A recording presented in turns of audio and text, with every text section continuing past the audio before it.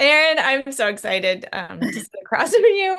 For those who are here, Erin and I go way back, and it's thanks to Erin that I was able to even start my book club because you know, we were working alongside each other, and Erin had so many great insights, and through your journalism background and writing background, and was really able to help me find my voice and my confidence throughout all of this. So I am eternally grateful for you and for all of the wisdom and experience that you've given and shared with me. So I'm very, very excited and grateful, and also so excited to sit across from you and talk about your newest book, Hate Follow, which you talked about ages ago, and now here it is, which is Yeah. so cool. I mean, so how are you? I just want to like check in. How are you feeling about all Yeah. of this right now?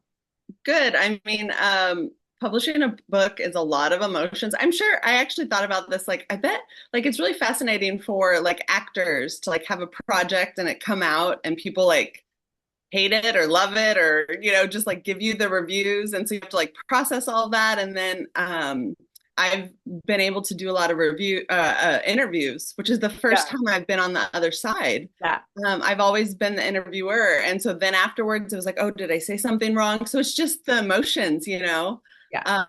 But it's been really great. I mean, I think the response has been great. And I had a great launch party at Book People. So that was wonderful. I It's saw it. just kind of learning all this new stuff.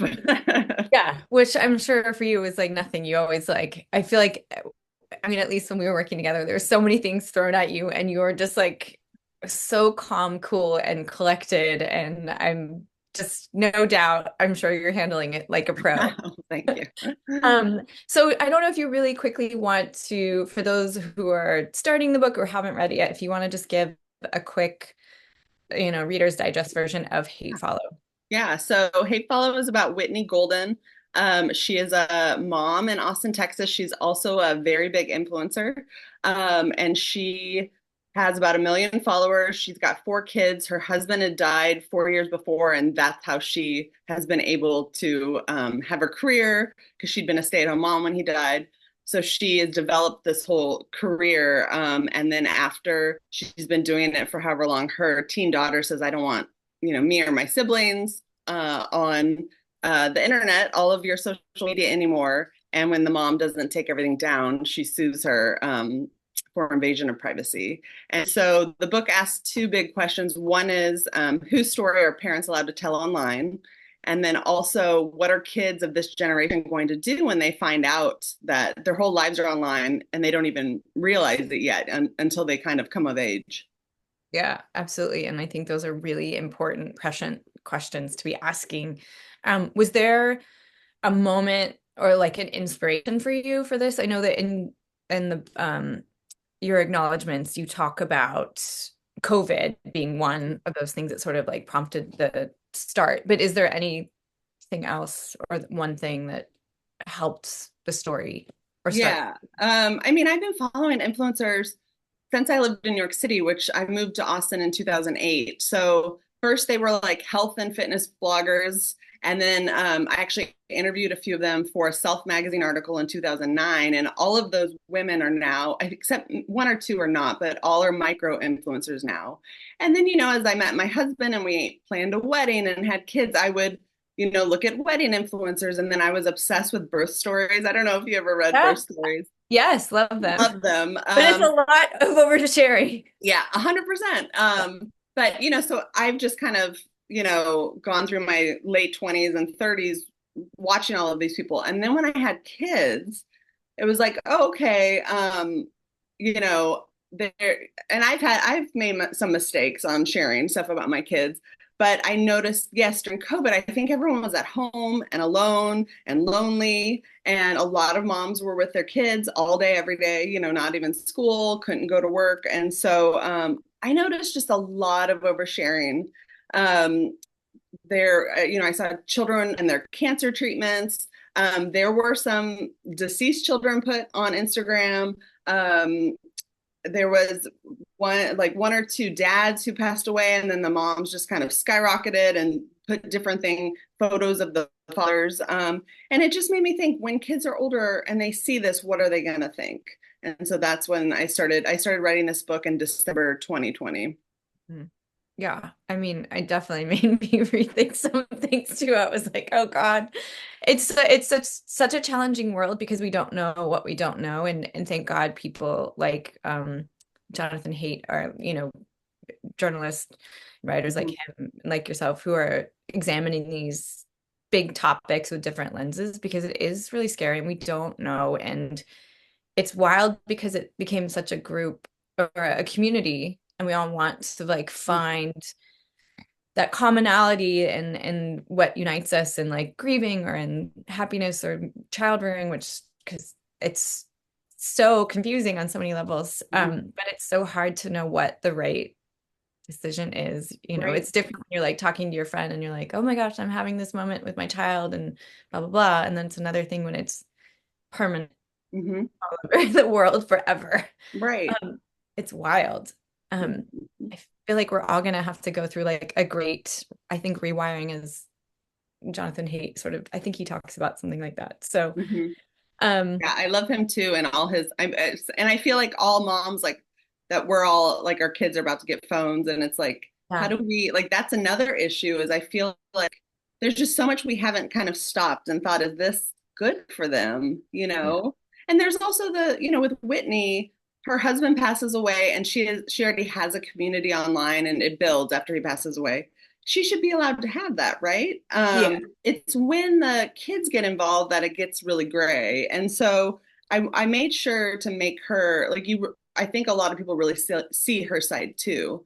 I didn't want it to be, oh, Mia's right. I mean, it really is. I tried to balance it so people could see both sides, and hopefully that came through. No, it absolutely came through. And I think, I'm not going to spoil anything, but I think especially by the end, like you think things are going to go one way or this way or that way. And I think especially by the end, you really feel like there's this really, everyone feels very supported in who they are and in their craft and what they're doing. And I thought that was really beautifully done. And like, Thank you. I really like it when books have like they're kind of tied up with a bow, so to speak. Like you feel like, okay, Yeah. it's gonna be okay. It's always hard when it's open-ended and you're left like, what the heck? Like Yeah. so yes, I think it was really well done and justified. It just Thank felt great. you. Yeah. Thank Um, you so much. Thank you. So, when we first meet mom influencer Whitney, there's some already cracks forming like in her perfect social media friendly persona, including guilt and doubts about some of her own choices.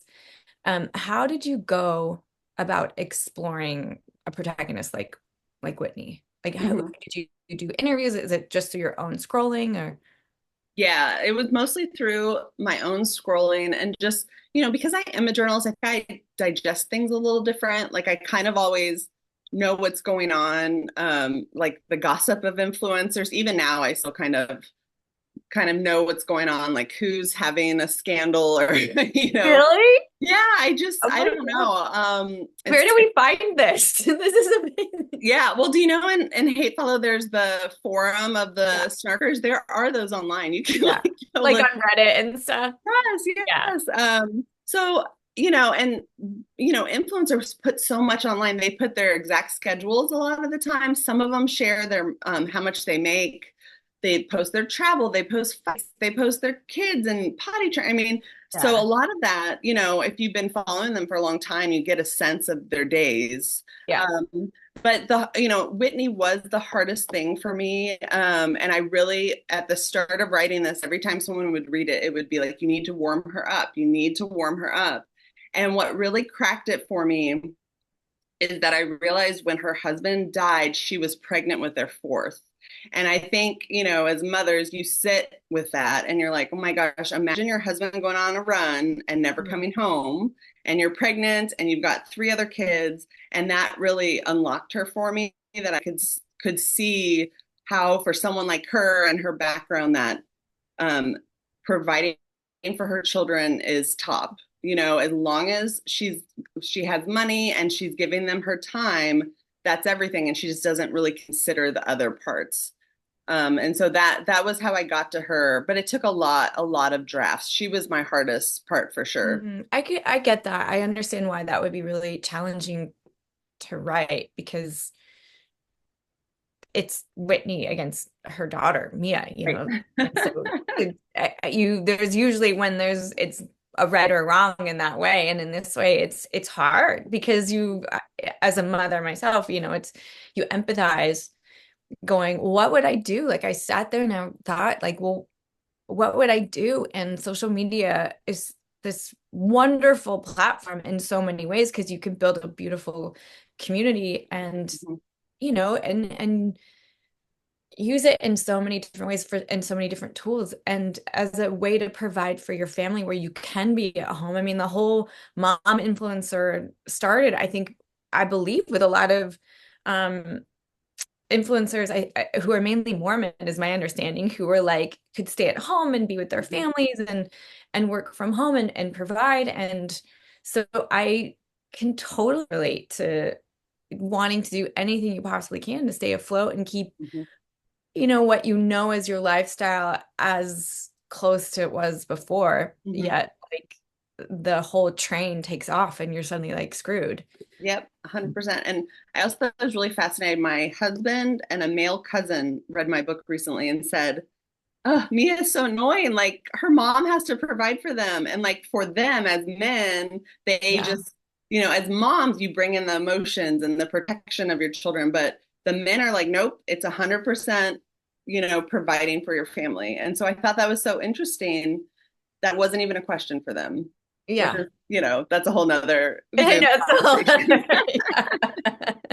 Exactly, which is like it's so fun. I mean, it's even at bedtime in our house, I'm like, there's this way of then executing it, and we talk about feelings, and then my husband's like, brush your teeth, read your book, like let's go. It's like the efficiency of it and like like let's talk about the day. It's so Hmm. funny. But yeah, like that's quite interesting. But I do feel like what was so great about Mia's character is that I think that's the perspective also of being a high schooler. Like, I think she's incredibly wise for Hmm. challenging the system in that way. And she doesn't know either, right? She's in the Hmm. same position as Whitney, where Whitney has no idea the ramifications, the future of this, of like what it could look like. And the same with Mia, where she has no idea what it's like to provide for a family or put a roof over her head and Hmm. pay for gas in the car and all of the things that come with it. So I feel like it's very equally weighted and very, you know, it's interesting. And I felt like Mia's support system too really allowed her inner monologue to come out. And so Right, people see right. more of that. Yeah, that's Yeah. great. So I loved all of that. And so it goes to my next question, and we get a peek into Whitney's and her teen daughter's thoughts and experiences. And so I don't know, like I said, I felt like that really helped strengthen the story. Did you have these characters and this community already mapped out when you first started? That's a good question. I kind of so the way I write is a little odd. Like in writing, they say that they're plotters and pantsers. So plotters outline, and some of them do the most intense outlines I've ever seen, and I cannot do that. Yeah. And then there's pantsers who just write, and they don't know where they're going, and their characters talk to them. They say, and I'm kind of in between. And so what I do is I have an idea, and I always have the plot first, and then I figure out the characters, and I start writing. And once I have like 20 or 30,000 words, I can go back and really figure out, okay, these are the ups and the downs, and these are the big points I'm going to hit. But yeah, for me, I knew also I wanted to kind of make happen to her what real kids are experiencing, like the pictures. Not, I don't think it's spoiled. It happens pretty soon, but um, yeah, that's called a planter. Someone says the pictures, in the high school of her twin sisters nude in the bathtub, the potty training shots of her little brother, and I had to kind of make it wasn't always just her because I had to show kind of the younger kids as well. Um, Whitney has pictures of the father in his casket, which is a thing that's really happened. Um, And so I wanted to kind of hit these real life things, which again is the journalist in me. And so Mia was easier for me, though I did at the end of the book, once it was kind of accepted by the publisher, I did have two teenage girls read sections because, I my oldest is 9 and I haven't been in high school in a long time. And so they read it and gave me some little, little not necessarily slang, but just little things. They said like, oh, we don't use lockers as much anymore. And just little, we go to the lounge instead of hanging out, in the hallway, just little stuff like that, which was really helpful. So Mia did come easier to me. And then, yeah, like all of the side characters around her, her best friend's family, I loved writing all of them. So yeah, she was easier. It was definitely Whitney who gave me problems. That's amazing. Well, and it goes back, like one of my favorite things that we would talk about were, and one of my favorite questions is a writer's discipline and Mhm. how many words and people, writers like to write in a day, or like what is their system like and their day to day. And so for you, I mean, who is like the ultimate mom boss who juggles children. I remember during COVID, I was like in awe of how you would juggle your kids and be able to be like so protective of your time and your space, and then write these amazing articles as an editor and a journalist, and then work on, with me, and then also with writing your own book. How do you do all of that? And how do you structure it? I mean, it's like a long-winded question, but I guess what is your writing process like? And also, how is it different from writing, say, journalism to writing Mhm. fiction? Yeah. So during COVID and everything, so I had just started writing fiction. Fiction I started because I don't know, I think we were working together, but my second child didn't sleep. Yeah. And so his first year of life was horrible. So then when he turned 1, I was and started going to a little preschool, I was like, okay, I'm going to start writing. I wanted something for myself along, I had the articles and stuff, but you don't always control what you're getting to write. And so I actually wrote a book before Hate Follow that did not go anywhere. I didn't get an agent off of that book. And so then with Hate Follow, I knew that the idea was so good that like this was my make it or break it moment. And so I would just, you can get I think people think like Stephen King writes 8 hours a day, Yeah. but you don't have to be Stephen King, he probably also has, his wife bringing him food. Like I don't have that. So if you can give me an hour or two, like I can pound out a lot of words. So when I was writing this book, it was just about being consistent a few hours a day. And then I have an awesome writing group who I would show stuff to. And then I got a mentor. And so just, you're kind of pushing along this path to get to the end. But now I will say, so I went on sub with this book, submission to publishers last April, or no, last March. And the same day I interviewed for my job at Texas Highways.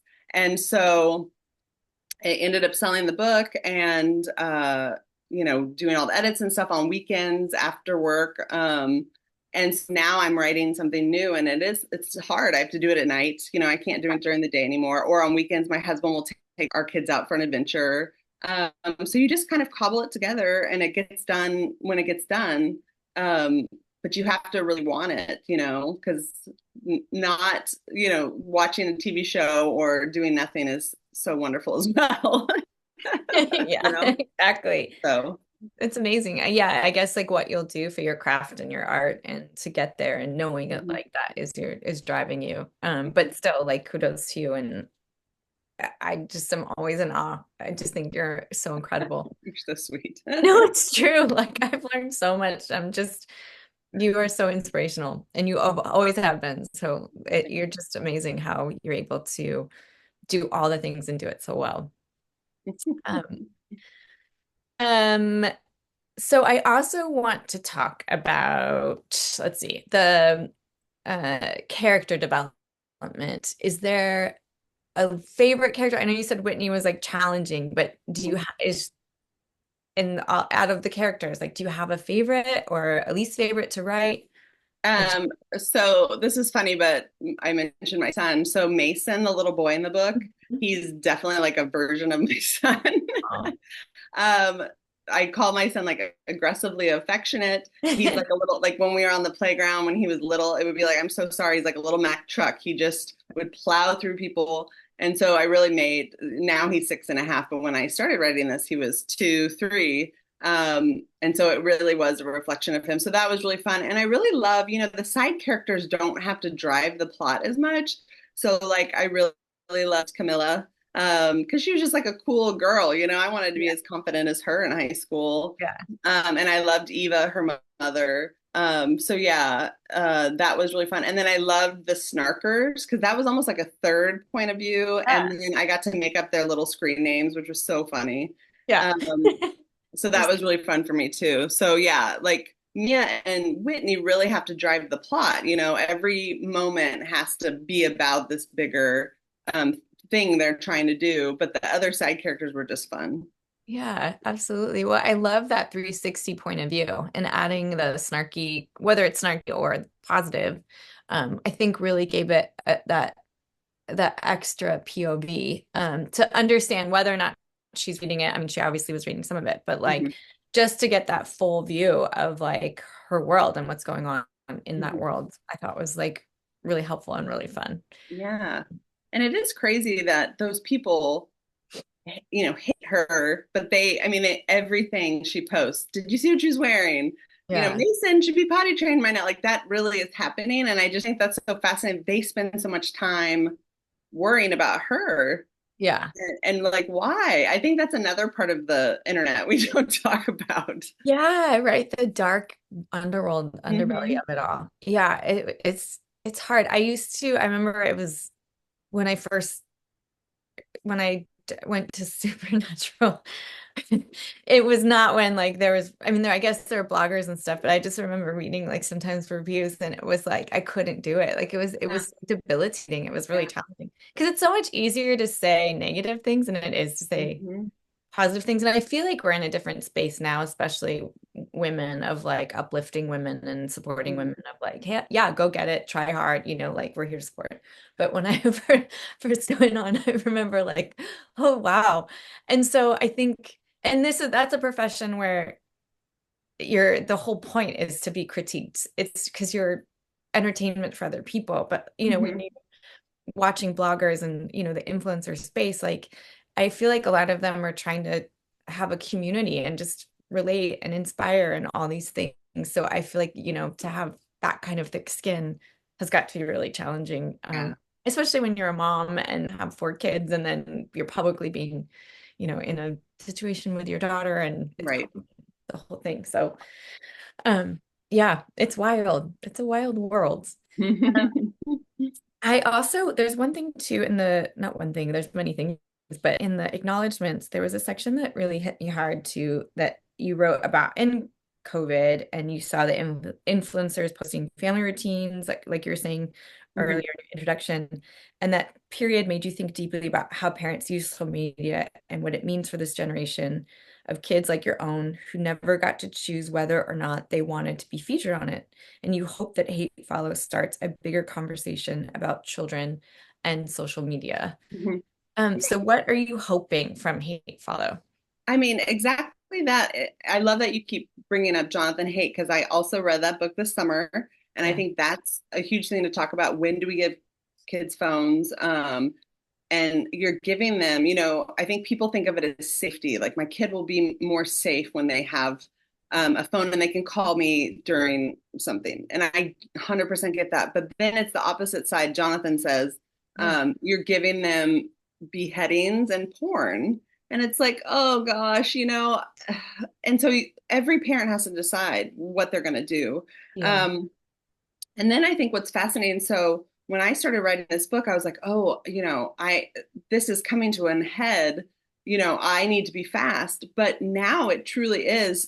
So since last summer, 3 states have passed legislation for influencer kids, either monetarily to protect their money, or one, Minnesota has a privacy aspect.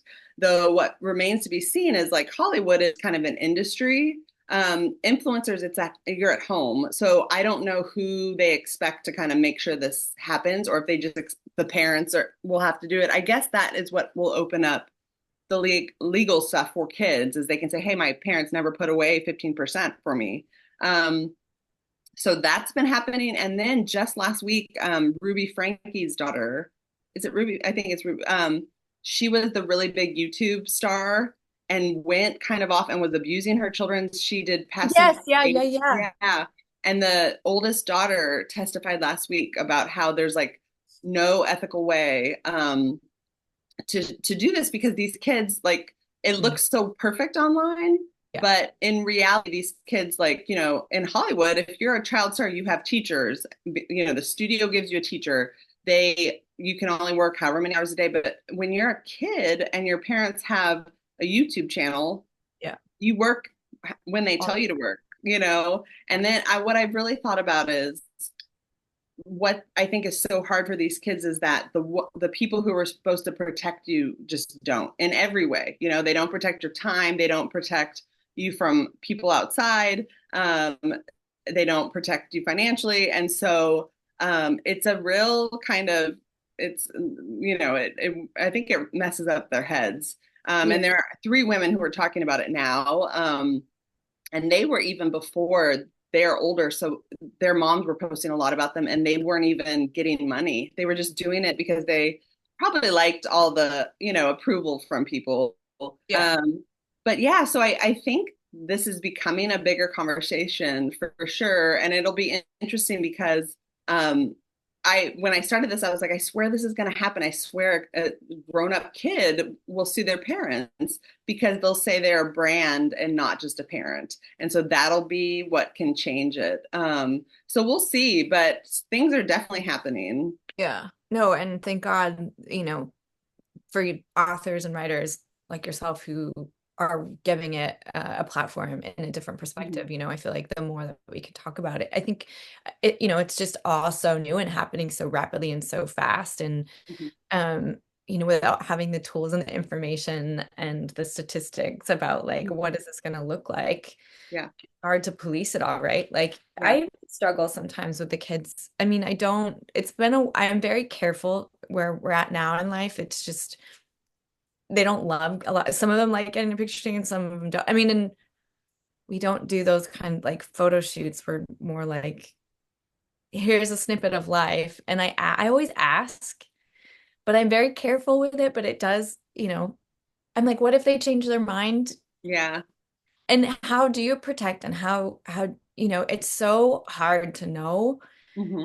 at times of like, am I not doing enough? Or, and then like with my 12-year, we're not in the phone era yet, but all of his Hmm. friends, apparently he's like one of two kids that doesn't have his Yeah. own phone. And so we're, that's a battle too and Yeah. struggling. And, it's hard. Like all of his friends have it. He can see what they can see, and I can't police that. But Right. it's such a, for lack of a better word, it's a mind F, Yeah. Yeah. I just like it's really anxiety inducing Yeah. and hard to know what to do. Um, Anyways, so yes, anyway, I just really appreciate you saying that and that, you know, what we can all take away from this book is an interesting perspective in fighting Hmm. back and a new guideline of how to move Hmm. forward. Hmm. Um, so I'm really appreciative. So your book is something I'm reading and is influencing me. What are some books Oh, that you love and that yeah. are it's keeping you inspired? Yeah. So I wanted to tell you about, have you read Margot's Got Money Troubles? No, I Oh my God. haven't. It's Rufi Thorpe, and you have to read it. You would love it. Yeah. So I read that at the start of the summer, and it's the wildest book. No one could write it but her. So it's a 19-year-old who gets pregnant by a teacher and that she's having an affair with, Mm. and she keeps the baby. And then to have enough money, she does OnlyFans. Oh my God, I love it already. Yeah, and then her dad is a pro wrestler, so he comes to help with the baby and teaches her how to make like characters and stuff. Um, but it's so profound and wonderful and tender. It's so good. And I just when I finished it, it was. no one could write that but her. And I've listened to some interviews with her, and she's obsessed with wrestling in real life Oh because, my God, that's wild. and then there's also some Pokemon stuff, which is so funny to me. So it's just like no one else could write it. And that's, I mean, that's what I think is so cool about authors. Like they say, write what only you can write. And she really did. So that's my big one. I just finished also one of the big kind of mysteries of the year, God of the Woods by Oh, Liz Moore was really good. It's amazing. huge. It's 475 pages. Yeah. So you have to kind of invest in it, but I really loved it. Amazing. Okay, well, I'm gonna write those down. I think I have got the woods, and I've heard of um someone who has money trouble. Margot's Margo. got Okay. one. Yeah. Yeah, I've heard of that. So I'm gonna definitely read that, especially since you give it such a Yeah. fun color.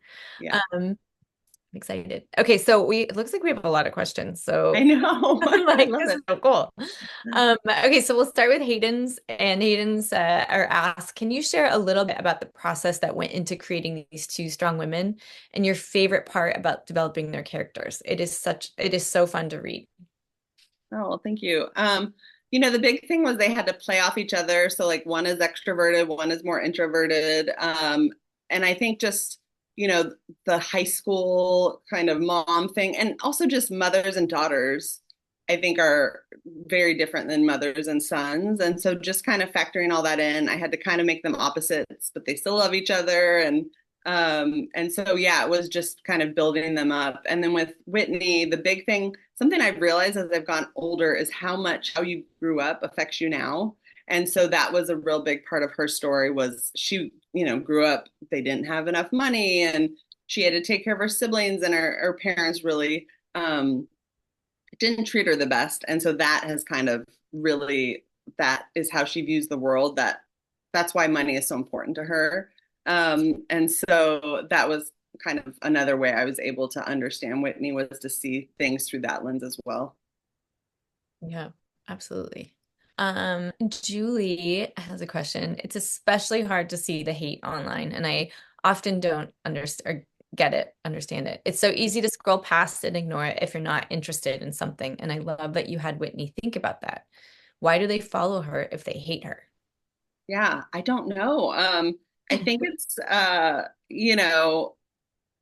the same as anyone that you don't like and you kind of get obsessed with and you want Yeah. to know what's going on, and it's just so out there. I mean, they just post so much about their days and everything about them, and then it does become I've never posted on one of those boards or anything, but like there'll be kind of a little scandal and you just watch people and they spend The hours, and popcorn. it's yeah, yes, exactly, it's like a car wreck. Oh my It God. is. It's a really fascinating thing to think about because I don't understand it either, but I think they spend a lot of time online doing it. Exactly. I like this question. Here's another one from Hayden. But what do you like writing fiction more or journalism? And what's your favorite part of both? Oh, well, they're what was that last part? I didn't see that. Do you like fiction more or journalism? And what's your favorite part of both Oh, of okay. So they're just very different. I mean, fiction is just really fun. It's hard because you want to make everything make sense and but you get to create a world. I mean, I talk about these characters like they're real. Like I could go visit them down the street, but it's just all in my head. And that's, too, like we talked about, like if I read a bad review or something, it's like, but I made these people up. Like that's, I mean, that I got this out, so that should be worth something. And then I think, honestly, having the full-time job has enabled me to, it's like a balance that the highs are so high in books, and then to kind of be like, okay, but I have to work tomorrow, and that's kind of evens everything out. But yeah, I like the journalism. I learned so much through journalism. So now I work for a magazine about Texas. So it's like I know all about tiny little towns across Texas. I know a lot more about the history of our state. So that's really great. And then also with fiction writing, I've developed a really great community of other writers in Austin. And so they both are wonderful in their own ways. So yeah, I've been really lucky. I really enjoy it. That's amazing. Yeah, I saw that in the acknowledgement to the community of writers. And I remember Chandler also talking about Yes. reading and being able to support other writers alongside each other.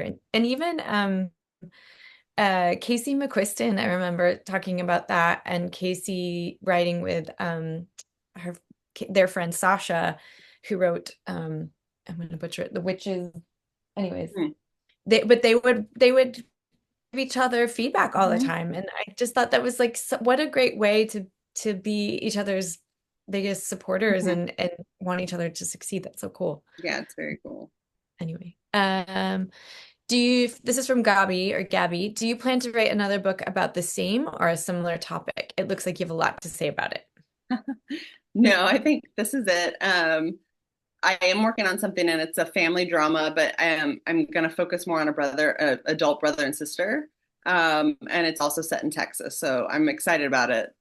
So we'll see. But I think I will always have kind of an issue in my book that I explore. But yeah, I think I will leave this for now.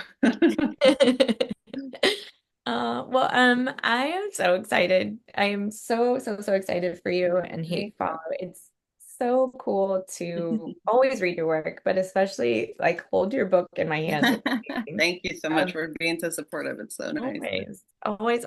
So, where can people find you and book people? Order from book people? Yeah, that would be great. It's everywhere books are sold, indie bookstores, Amazon, Bookshop.